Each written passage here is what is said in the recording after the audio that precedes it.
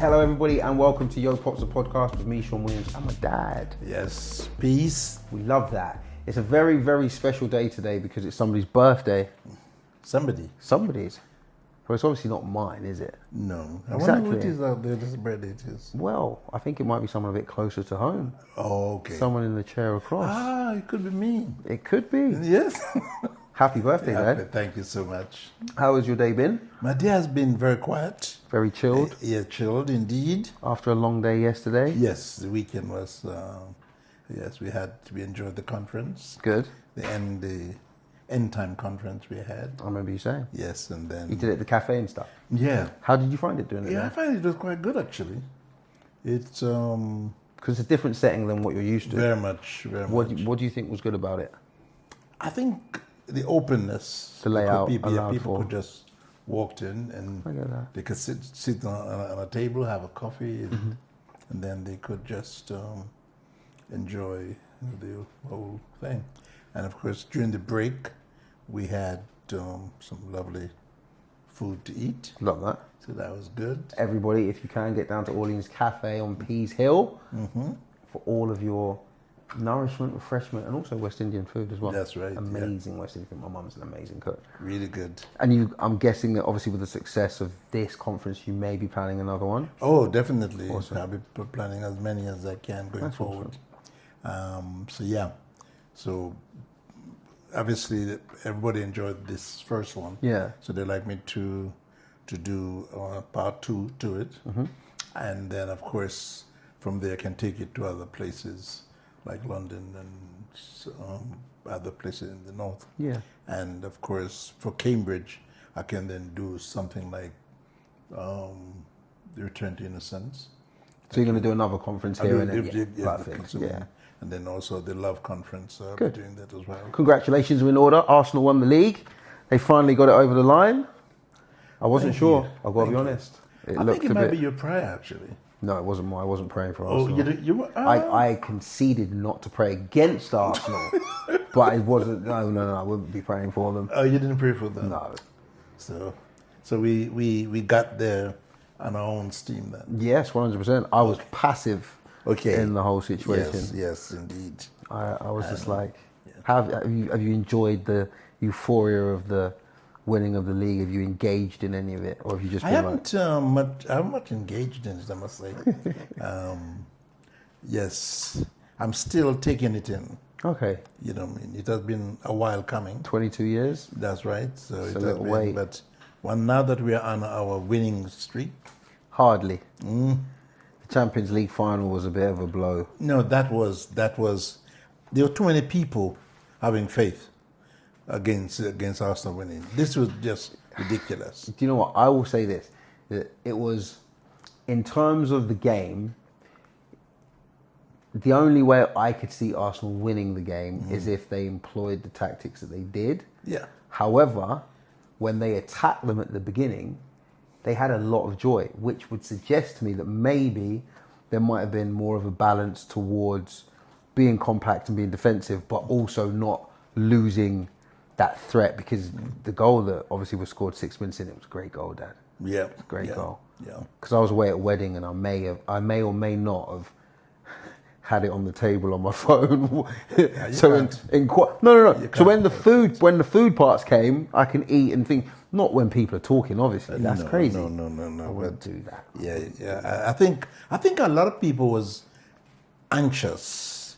That is an and understatement. Yes, it really was. And the strange thing about it wasn't anxiousness from our side, because we were very much ready to see victory. But of course, this one is the beauty about our faith. It's powerful. Yes. When you have more than 2 people, and a lot of people, like runs into millions, you know what I mean, wishing against somebody. If you don't have the balance, the counterbalance, we have problem. And I think Arsenal people were too busy celebrating the win The Premier League. Yes, They forgot to. They just turned into Budapest thinking it's going to happen. and just allow. People's- even those of us that wanted them to win, it just wasn't strong enough. You know what I mean? So the toxic faith won. No, not toxic. I mean, they were. No, a lot of having- people wanted Arsenal not to win because they don't like Arsenal. Yeah. That's toxic faith. Yeah. Arsenal haven't done anything to anybody, really. no, So no, then, what's wrong with you Arsenal believers? Is your faith not strong enough? No. What is happening is the other side. That's their Yeah, faith that was strong. So you're telling me toxic faith is stronger than... No, it is not. It's stronger than. It's just that it's misplaced. You see, I mean, our faith was misplaced. You know what I mean? In that they were too busy being in a celebratory mode. I understand. That they forgot to come together. So there's a little bit of celebratory negligence. Yes. Is that how you... Yes, and you we have mark it to down? rectify that. You need to write a letter to the manager. And I let him know. have to. Got to have a Yes. specified prayer department or and- faith team. Yes, on the other side, not to have so much faith in Dad, future. the more But you they were win- desperate. They were give to them. They were desperate. Who were desperate? The other side that was playing Arsenal Desperate for to what? win. Oh, of course, because that's back-to-back Champions Leagues. Indeed. That's history. So yeah. But I think they really need to have a faith department. Yeah. Yeah. Oh, we'll And I'll be more than happy to lead we'll it. draft a letter and we'll see if we Yes. can get you in there as the head of faith recruitment. Absolutely. Yeah, they need to understand that. And, you know, now that you say that, I can see over the years where the problem has been. Okay. So why didn't you tell us that before now? Tell you what, before now. That we need to have a faith department. To be fair, Mikel Arteta is quite easy. He's on. If you ask me, he's on the level, Dad. He's on the verge of leaning over. Of course, He's but there. He understands. but you should have the same way you wrote to No, but that's a different situation in what way? because that's him getting to a landmark of 1,000 games. And to be honest, and I had this conversation with actually Wallace as well. I had a feeling he was going to leave this year. I don't know why. There was some stuff that I know was going on personally. Discernment, son. So- Discernment. So yeah, I had a very strong feeling that he was going to be leaving. So it just Strong felt discernment. yeah. I've already agreed with you. Oh, So what? So sending the letter was more about acknowledging what had been rather than trying to galvanize him to go and do something that he's already done, Dad. yeah, but if you had sent the letter to Arsenal, I don't like Arsenal. Why would I be sending any correspondence to a team I don't like, Dad? That's like so. Yeah. Why would I do that? I think you told me that seeing that Man U wasn't going to make it Yeah. to the top. Then I just said no. Yeah. I just said I have got no dog in this particular fight, so I'm happy for the chips to, as they say, the proverbial chips to fall where they will. And I feel like what was supposed to happen did happen. That's Paris Saint-Germain, back-to-back winners. Arsenal got their hands on the Premier League. Guardiola won a couple of cups. Man United finished third. We're already doing our transfer business. Everybody's happy. Okay. All right. Right, before this descends into any more crazy. Indeed. Dad, I since it's your birthday, I think it's a very cool moment to reflect a little bit. And also, you always have really funny stories when we sometimes delve into your past. what's You funny do. story? You do. Some of your stories are quite funny. Okay. Yeah, they're quite funny. So I've got a couple of questions that I'm going to go through. I'm going to ask you. And you can answer them, or not answer them, because it's your birthday, so you can actually answer them. Or you can either say, yeah, I'll answer that, or you can be like, I don't answer that, if you want. So, happiest childhood birthday that you can remember, or from your younger Happiest- adolescent years. Yeah. Happiest childhood birthday. Can you remember where you were, what Yes, you I was did? in Harlesden, Okay, Northwest London, okay, when I first arrived in the UK. okay. I think my mother was overly happy that I was finally in the UK. I So love that. I think she rolled out the proverbial Red carpet. carpet. Can you remember what kind of attachments this red carpet had? Did it have like a nice dinner, or did it have an activity we plan? definitely had dinner, cake, drinks, inviting, the People that you actually like? yeah, like my father and uncles and aunties and so on. Okay. So, yeah. And did any of your friends come hang out? I didn't have much friends then because I just came Okay. and I couldn't. How old would you have been? 17? 17, yeah. And those which were my friends in Jamaica were not able to come. Obviously. At least not for that. Yeah, I get that. And so that was your happiest, Yes. that first one that you had coming Yeah. in? So we both didn't know each other very well yet. Otherwise, I may not have been so happy. In terms of you and... Mother, I didn't. My mother grew Of course, up you've been in with your England, grandmother at that point. Yes. So you were kind most of my actually life, just meeting grandma for the first kind of time. Yeah. Did that, at the time, obviously looking back, that might feel like, to anybody listening, that like, that's quite an intense thing to happen. But did you feel, was it quite natural for you? And were you just, how did that feel actually? It was like going on a discovery. Yeah, I bet. Because, I mean, number one, in Jamaica, you wake up every day, the sun shining, the birds singing, fruits on the tree, and it's just that wonderful kind of scenario. Yeah. And of course, you hear the hype about being in England and all how wonderful and all of that. So you're coming with a kind of expectation. And I can still remember coming off the plane and I'm thinking, great. I'm going to see some amazing building, And when I look at the houses, they look like something we boil sugar in. That's hilarious. In Jamaica, they were so strange. And with all that smoke coming out the top, chimney. I'm thinking, what and where have they brought me to? Is the house on fire? Absolutely, it was strange. And then, of course, all the houses looked the same. Yeah. Which was traumatizing. Why? Because we don't do that. So you were used to kind of seeing Everybody has individuality their and thing. uniqueness. Everybody has their colors. Everybody paint the houses the way they want it, build it the way they want it. Of course. And so that's how we are. We're unique in that way. I understand. So coming to us where everything looked the same, and you think, oh my goodness me, if I lose my way, how will I find it back? That's funny. All the you just walk into some house that's not yours that looks the same as yours. Exactly. So yeah, it was quite a take back. I can imagine. So I had to make sure that when I go out, I got everything right to get back in. Yeah, and not get locked out. Yeah. And of course, I met some very dodgy people in the process. Really? Yes. Why? I mean, yeah, because I mean... you don't seem like a dodgy guy. Why would you run into dodgy people? No, because, you see, you're coming here and, of course, in Jamaica, you learn to say hello to everybody you meet, especially the older folks. Mm-hmm. And that is a tradition. Yeah. So coming here, you think, okay, it's right to be friendly and to say hello to people. So I didn't know that there was some extreme people around. Yeah. You know what I mean? From the Gomorrah Right Society. Got you. Yes, I mean. So, you sort of say hi, and they say, hi. You're funny. Yep. Serious. I get it. No, because it's a massive culture shock. Yes, very much. And, so of course, when I went home and told my mom that there was this individual who seems overly friendly, you know what I mean? She was very worried, you know what I mean? So funny. So she said, don't go back there again. Stay away.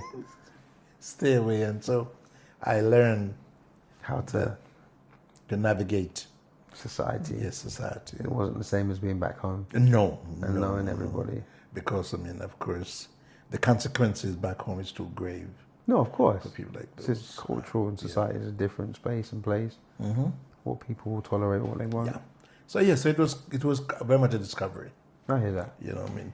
And the other interesting thing about it I found was that everything seems to be done differently. For example, if you meet somebody, because at the time you're 17, so we're talking about girlfriends now. If you meet girlfriends, then in Jamaica we have to wax lyrical. So you got to have a good chat. Yes. Got to have something to say. Yes, very much so, and it must be impressive. Okay. Because if it isn't, then It's not going to get anywhere. not get you anywhere. Probably a bad name. Yeah, when I found over here, you just, people just say, okay, I'll take you to the cinema. Argument done. So you weren't used to such simple negotiations. Oh my goodness, man. No. One round of negotiation and deal's done. Yes. You're used to the long, drawn out, 15 Not rounds drawn of negotiation. out, not drawn out, in depth, appreciation, expression, So then, Dad, in-depth appreciation expression just really equates to many rounds of negotiation because you've got to go and go and go and go and have something new to say each time. Yes, I mean, Until you finally...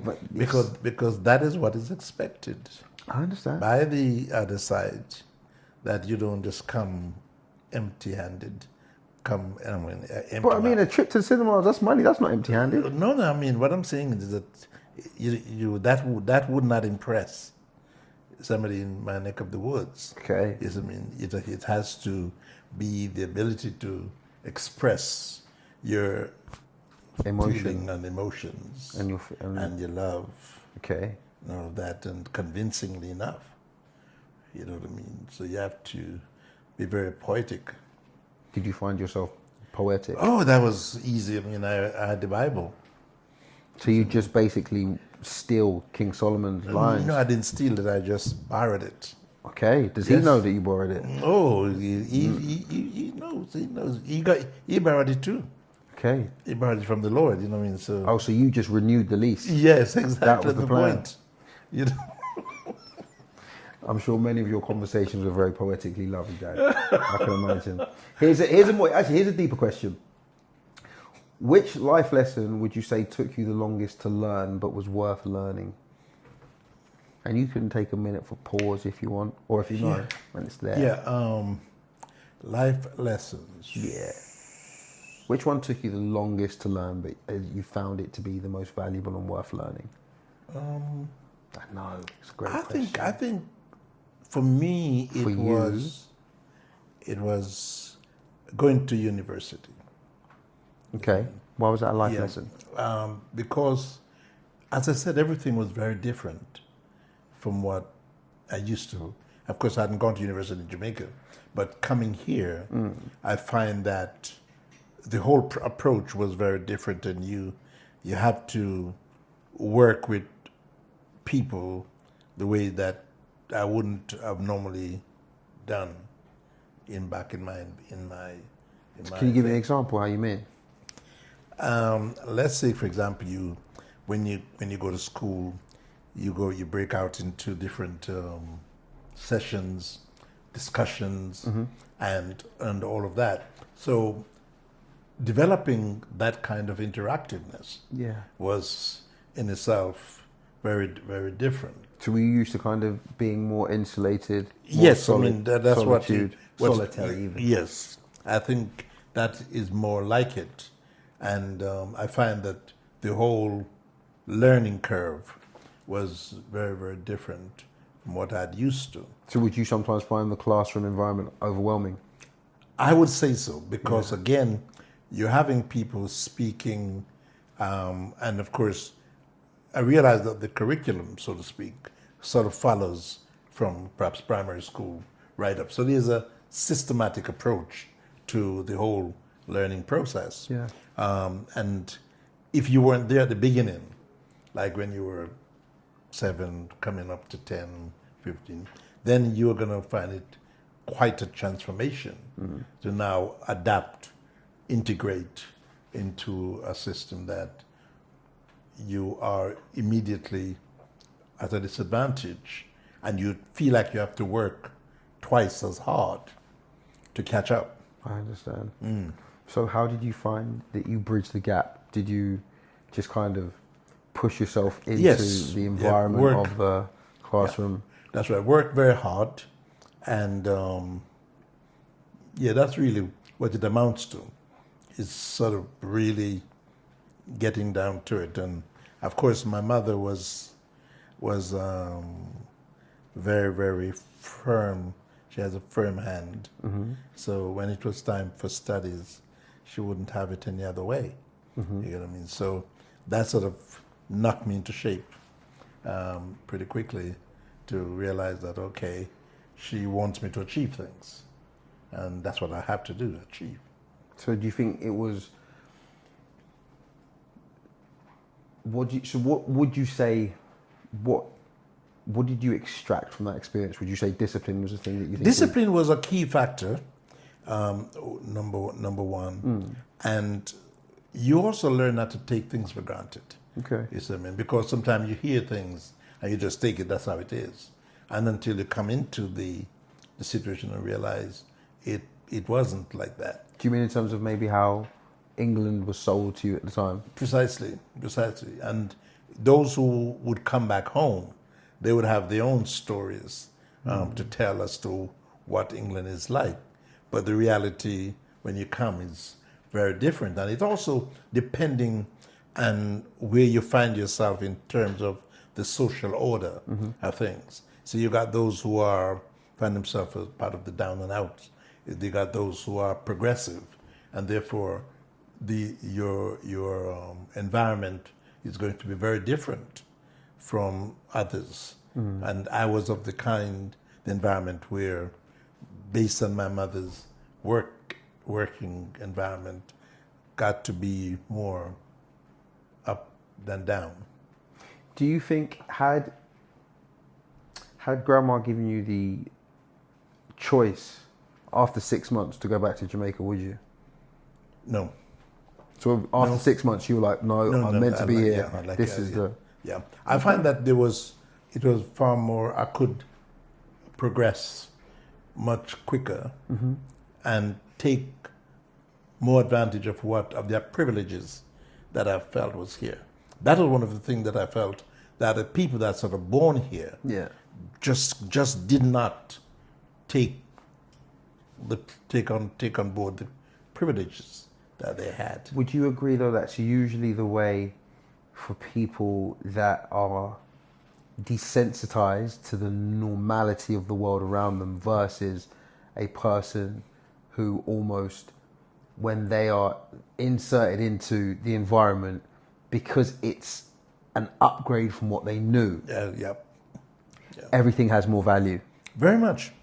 Very, very much. And if you look at the stats, you'll see that a considerable amount of people who were injected into the system has been far more progressive than those who think the system holds them a living.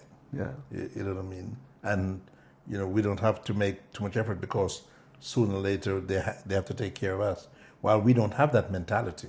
Right. Because in our system, we don't have the security of what I call the social service. You know what I mean? You know that if you don't make it, then you're going to have a real problem. Yeah. So, and it is one of the things that helps us to work with what we call backup. So, whatever, so that's why you find yourself doing 3 and 4 things all at the same time, because if one fails, then you have to have the other, because there is no social system to catch you. Can I ask you a question? Do you also think that something that in its conception is like what I call a good life insurance, do you think that it's also played a negative role in sometimes not putting all of one's energy and pursuing the one thing, because you're always, what's the word I'm looking for? It's almost like you're always planning for the worst case scenario. Yeah. So if you're always kind of planning for it to, not for it to go wrong, but if you're kind of always going, okay, I need to have this there, I need to have that there, do you think it can then sometimes detract from the attention, the focus, and like you said, the discipline? Yeah. Had things been different, then I would say, of course. When you say different, what is it different in the sense that most people that are born here know that the system has as mediums to take care of them. Right.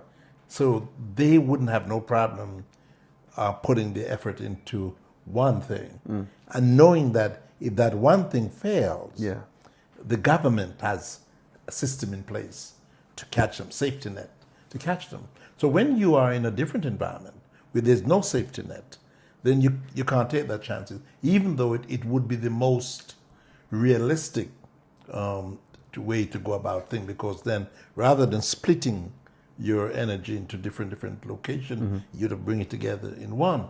But then again, at the same time, you've seen what happened to those people who does that and have no backup system in place.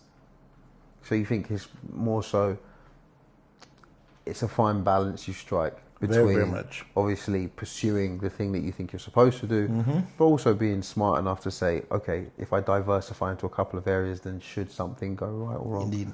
You know what, that leads very nicely into my next question. From the 17-year-old young man that flew into the country to the seasoned man that you are now. Why are you laughing? Because I was thinking of a word and then I was just like, I don't want to use that word. What word were you thinking of? Vintage. Vintage. Vintage. Do I look vintage to you? Yeah. I'm ill. I'm not supposed to be laughing. No, that is Of very course. encouraging. What I is- hope all of my supporters and You're the only take person you that's to- taking. You're the only take you person to that's taking task. it. But you're the only person that's taking it in that way. Yes, but I mean, Vintage is imagine. valuable, Dad. Huh? Vintage is valuable. Of course. So then, But- why would you scoff Yeah, but at the term vintage? But it doesn't sound good Why? because it doesn't. I mean, no, let it me sounds tell- like it's old and I belong to many other era. Okay, can I help you? I'm sure you can. There are two words beginning with P that are very powerful, and they have the power to make something amazing, Yeah. or to turn something into something drastically bad. Right. Right? Now, your perspective of the word vintage is what leans you into a false narrative in your head of what you think I'm trying to imply. Because Right. when you think of vintage, you think of old, worn, no one wants it, it's just there, it's always been there. Yeah. That's perspective, because that's based on how you've always seen it, right?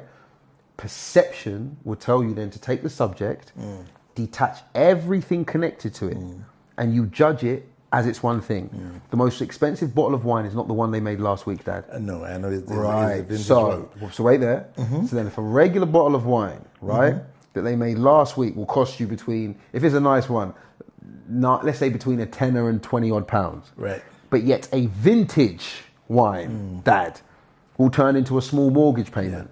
Wait, then vintage can't be what you've created it in your mind, which Yeah. is perspective. So I'm saying, whilst I completely understand how your mind calculated it, what you failed to do was to ask me, firstly, what context I was using it. Right. Secondly, because you know me, it would have been a great assumption for you to be like, he's talking about the vintage that we think of when you're thinking about fine wines and things that have aged amazingly through time. If you look at the crown that sits on the king's head, Dad, they didn't go dig up them diamonds last week in the mine.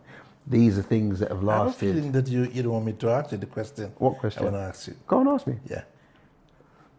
But do you understand the context that I just explained? it to you? I do Okay, understand fine. it. All right, Now, Go on. then that's what now beg me to ask myself the question: Why did you pause? Because I'm aware that you're quite sensitive and you wouldn't have lent into where I was going with it, which you proved to when I actually told you what the word I was going to use.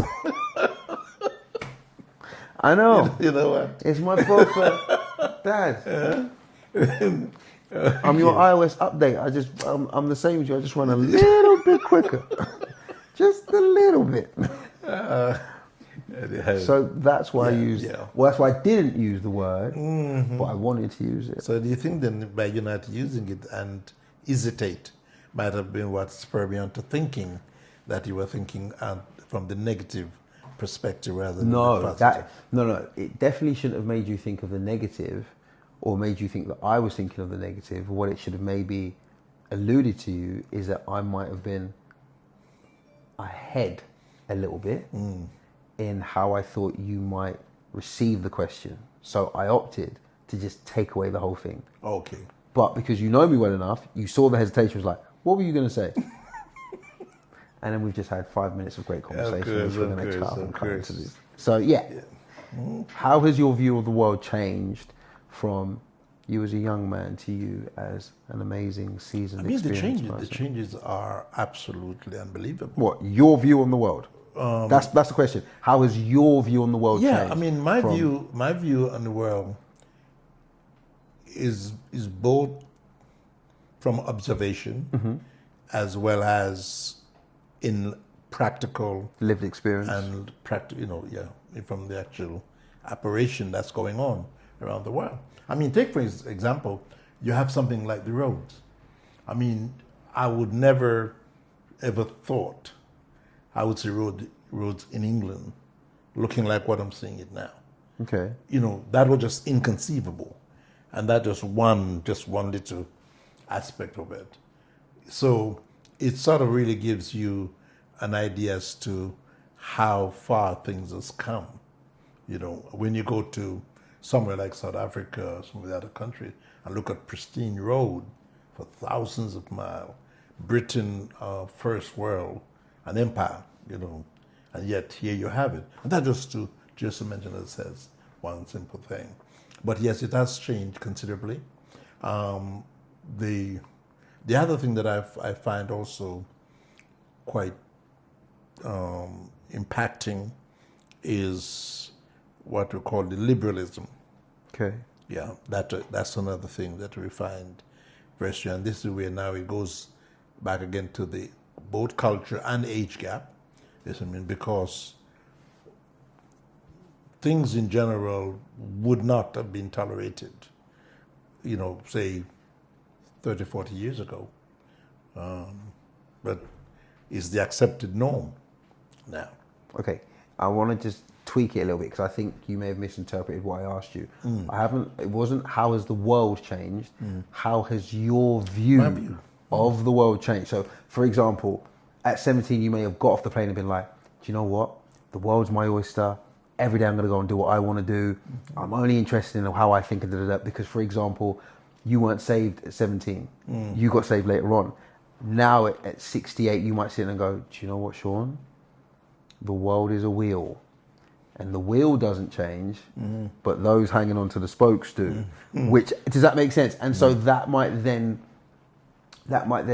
be explained in terms of you saying, I thought that this was like that, and I've grown to realize that that is actually like this. Does that make sense? Yeah, but so in terms of, I understand what you're saying, but it's more so that you're describing how the world has changed rather than your view of it. So when you came to England at 17, you had an idea of what you thought England was going to be. Right. That was your view of England. I would guess 3 months in, 6 months in, 5 years in, that view fundamentally changed because you're like, wait there, all of the houses are the same. It's way too grey here. These people dress with monotone colours that have no expression of colour or life to them in terms of your viewpoint to what you may have kind of arrived in. So that's where I'm kind of leading you into more, Dad. Well, I mean, yes, indeed, and I accept to a certain degree. No, that was just my example so that you could understand what I was asking you. Yeah. I really want you to sit there and go, okay, cool. My view is this, and that's how it's changed. No, I see. My view largely depends on what I see evolving around me. So what did you see when you first came? That's what I just came? explained, that the whole society has evolved, and it happened in such a subtle way that you find yourself in it without having making a conscious decision to be part of it. Right. You get what I'm saying? Because everything just evolved around you. It's a bit like when I first came here, our heating system was fire in the back room.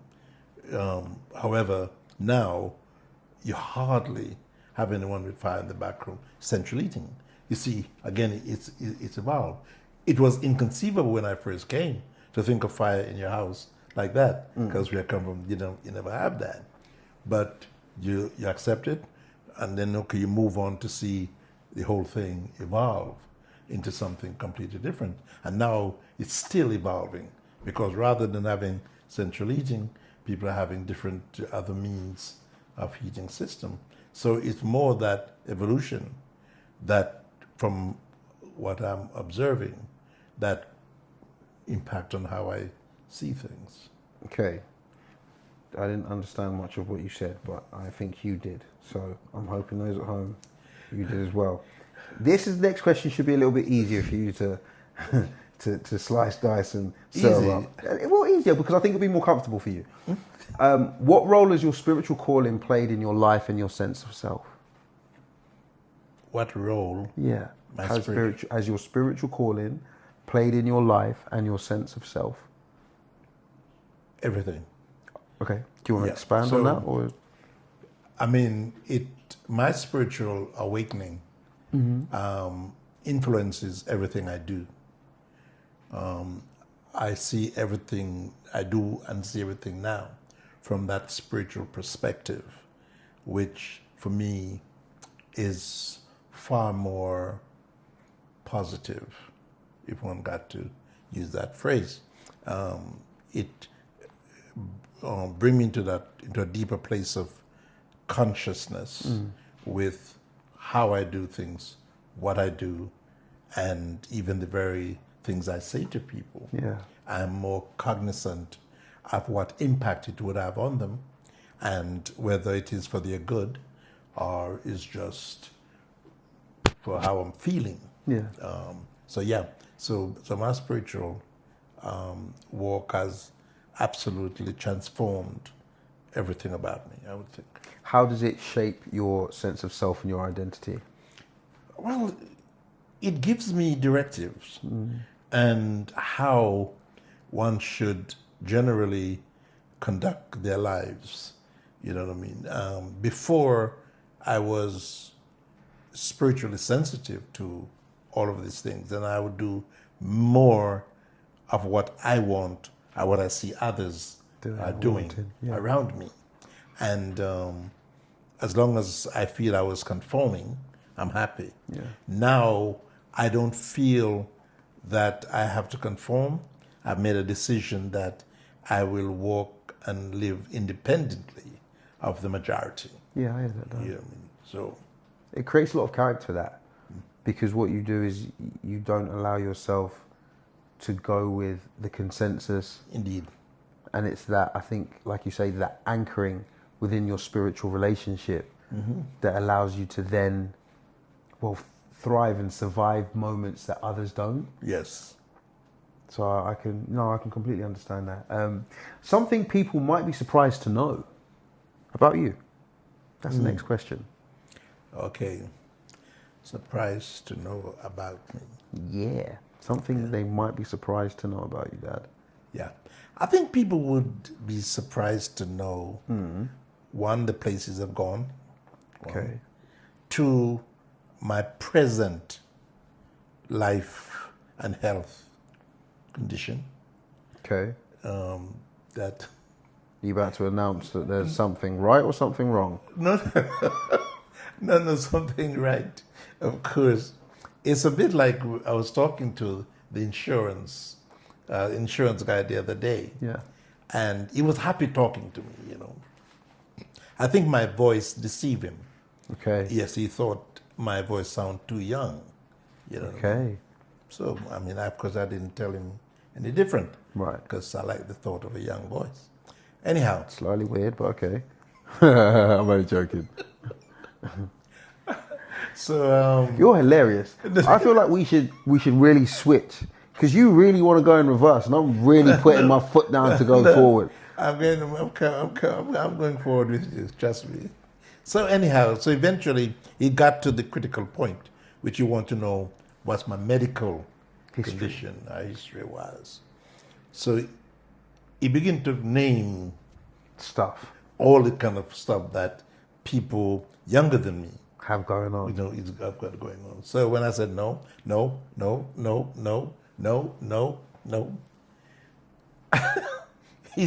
he paused for a moment, as if to say, "Do you understand what I'm asking you?" I can imagine. I said, "Yes, I do. It's just that I can't say yes to something that I don't have. that don't exist." You know what I mean? And I honestly believe that man left that phone call thinking, that man on the other side lying to me. You know what I'm saying? There's no way that you cannot have something Absolutely. going on. So the other thing is that my doctor hasn't seen me for years. Okay. Is I mean, so I think these are some of the things that people would have been shocked to know about me. And yet I'm up every day. I travel to the world. I've never taken a preventative medicine for diseases, like so many that people do when they're going into tropical countries. Never. And never had a problem. I get you. What was the other thing people might be surprised to know? So, all right, cool, you're in a fit bill of health. That's wonderful. I don't think that'd surprise a lot of people because you're quite active on social media online, right? No, you are. So, and you have been since, I would say, a good couple of years before the lockdown. Yeah. So let's take your Facebook community. They've almost been watching you for 10 years. Yeah. So I don't think they'll be surprised to see that because how you looked 10 years ago, there will be subtle changes to now, and they would have been watching that, right? And you would have taken extended periods of time away had you been ill or had you had some situations and stuff going on. That is a good point. Yeah. So whilst obviously we want to celebrate your health and we want that to continue till Jesus returns, really. Yes. What is there anything else that you think people? I don't know. It might be a hobby. It might be something that you like to do. Something you might like to watch. Like some people saw you ziplining. That would be a surprise to a lot of people because they'd be like, I'd never see you outside of this. So then, don't laugh with me. Why didn't you say that first? You give me the big bill of health talk. No, because I mean, that is, for me is something that most people just don't believe.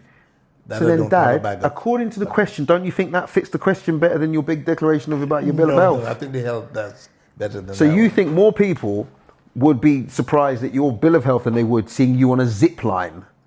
When have you been on a zip line before, Dad? I've never. Thank you. Right. When have you been to the doctors before? Can't remember. But more recent than you've been on a zip line? Yes. No. You just said you've never been on a zip line. That's right. And then you went on a zip line. Yep. So you've only done that once, Dad. Mm-hmm. You've been to the doctors more than once in your life. Yes, but I mean, not since the zip line. No, I understand that. But the point that we're trying to make is, if you being fit and not going to the doctor, right, is a surprising element, versus you getting on a zip line, right? You've never done the zip line. Yeah. So if you've never done something, and here's something you do infrequently, yes, it'll be a surprise to hear, oh my gosh, I can't believe that Bishop Williams is ill. But to be like, did you see him on the zip line? That's a completely different, does that make sense? Yeah, that was one of them. Yeah. So the zip line, talk to me about that. What made you want to jump on a zip line, Dad? Were you peer pressured into it? Did you lose a bet? No. What happened? No. I think I just wanted the experience. Okay. Of actually going. So you're an adrenaline junkie. That's the surprise. No. You are. No, I just saw it and I think that would be a great experience to see what it is like flying through the air with the greatest of ease. You are an adrenaline junkie. No. Because you love motorcycles. You've always said that you wanted to you would love to grab a motorcycle so you could ride it. I would. Now, most people, there are a lot of people that they would not even go anywhere near a motorcycle. But then, see, a junkie would want these things every day. While for me, it's once in a lifetime that I have. So you're a once in a lifetime junkie? Oh. I'm only joking with you, Dad. I know. I'm pulling your leg. Do you know what? Because obviously I want you to enjoy the rest of your birthday. The last question, and it's a nice question, it's a good question. What are you looking forward to? In what sense? Your life, your work, your family, your hobbies, your interests. I'm looking forward to grandchildren. I think that's what uppermost in my mind. Grandchildren. Can I be honest about it? Dad, it's your birthday. You can be as honest as you want to be. Right. But just know, I'll be honest, just as honest back. Of course. Okay, cool. Of course, you can. So with that, that's one of the things that I think, is lacking. And there's something else that's attached to it. Okay. Because of age. Yeah. You always feel that there's a danger that it may get to a point where it's never going to happen. Okay. You know what I mean? And if it does get there, where it doesn't happen, then of course my bloodline cease? It doesn't. Who is going to come Because back? you have a brother who also has children and you share the same DNA and bloodline. They're called Williams as well. I know you may not think this. They're called Williams as well. Yes, but I mean, I'm talking about mine. Yeah, but I understand. So your personal Yeah. may, but the actual bloodline won't. Yeah, but I don't know what they will do or not do. No, I get it, but I'm just trying to give context to Yes. quite a drastic statement. Does that make sense? Because most people sit there and go, okay, cool. If a bloodline's going to end, that means that that person has one person in their family, and does that make sense? So I can completely understand that. However, that's not the case. So whilst I can understand the concern, Of course. there isn't. It's not like my bloodline's going to end. Yeah, but I mean, can you imagine me having to be relying on my brother or anybody else? To carry on Maybe. my seed. Yeah, but I think also because of your work as well, I'm not sure your boss would be happy about you being so caught up about your own personal seed. No. I'm just saying that your spiritual boss, if he sat, because he's always with us, but if he came down to talk to me about your bloodline and your seed, Yes. since he waited for a long time to, sort some seed issues and stuff. It wouldn't Okay. bother him if we have to take them little ones with us when we leave here. But You know what I mean? yeah, but they probably would have to stay because they'd be a part of the reign, right? So they'd No, have no. to. Oh, no. They come with us. Okay. They'll come with us and come back with us. Okay. You know what I'm saying? So it would be nice to know that, yes. Yes, there that is, it happens. I hear that, Dad. Because once I leave here, that's it. No more chance that happening. I understand. So you think? So which is it? Are you going to be a sleeper or are you going to go in the rapture? The rapture, of course. So then, don't worry. You got a bit of time. You got time. You're fine. Well, I hope so. We all hope so. And praying that the planting take place as quickly as possible. For The seeds, grandchildren, yes. I think your sons are they're on job. So you get you be like be like how Arsenal fans should have been, and keep your faith pure. Don't get caught up in the anxious stuff over here, Dad. Because as you've seen, like the Champions League final, some of that, what I call pee in the water can mess up the swimming experience. So you just make sure that your faith stays like Hebrews 11. Oh yes, And it's pure, and it's like the Yeah, elders it that is. obtained a good report. Indeed. Because if you hear talking anxiousness and faithlessness, then No. I don't think No, we won't talk that. the next edition might But not of turn course, up in time. faith is a fact. It is. It's also an action. and it's also an act. It's an action, right? So yeah. So then talk faith. is the action that. So then talk faith. I mean, I'm talking. You're not. You're talking more doubt than you're talking No, faith. You no, are. no, 'Cause no. you're talking about the end of bloodlines and those kinds of things there. And no, Dad, let's be real. Because Jesus had the same situation with his disciples. He tried to tell them over and over again. He's like, guys, I'm going away. Okay. Some stuff that you're not going to like is going to happen. Okay. And Dad, he never ever said to them about the stuff bad that was going to happen without the caveat of going, but in 3 days, right? Yeah. So he always lent them into the solution, even though he understood that they'll be visualizing on the problem. So I'll say to you, because I get to listen to you, right? And I'm getting better at listening. Yeah. So whilst I hear the problem, focus on the solution. It will Oh, make the everything solution is better. sitting right here before me. It's not. It is. It's not. It is. It is right here. So then you have that faith, Dad. You let that faith grow like a mustard seed. Yes. Dad, happy birthday. Thank you so much. Everybody actually, because we get wonderful comments from you. And also I want to say this, that I don't think you understand how just even the representation of you making the time to do this and sitting here, and to all the people that we won't necessarily see and won't come into contact with, I want to say thank you to you on their behalf. Thank you. Because it was actually the lovely Suki that said something really amazing. She was just like, you can't tell me that he's not the nation's dad. And I was just like, do you know what? Good point, Sukes. So, and It was more so the intention of the statement. Does that make sense? Yeah. That is somebody that's objective, that's not filming with us, it's not in our everyday.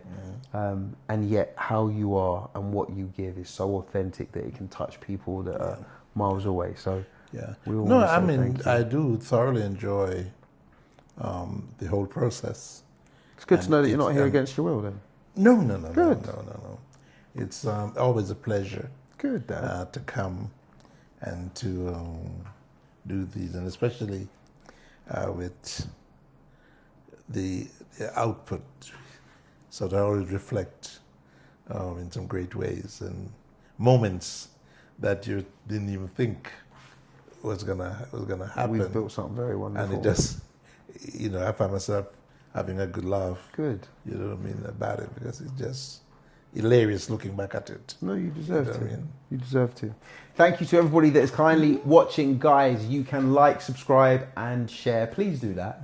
Please like, subscribe, and share. We are on Instagram, we're on YouTube, we're on TikTok. Also, we have a Patreon. So any way that you want to support, please, just check the link below. And we also want to hear topics that you might want to hear us talk about. But more than anything, we just want to make sure we're giving you good content and that we're able to give you information that's helping you in your everyday. So, from me, Sean Williams, have a great rest of your week. And from my dad and the birthday man, stay blessed. make sure you stay blessed. Yeah. We'll see you next time, guys. Happy birthday to you. Happy birthday to you. Happy birthday, dear Dad. Happy birthday, I love you. Blow 'em out. Whee!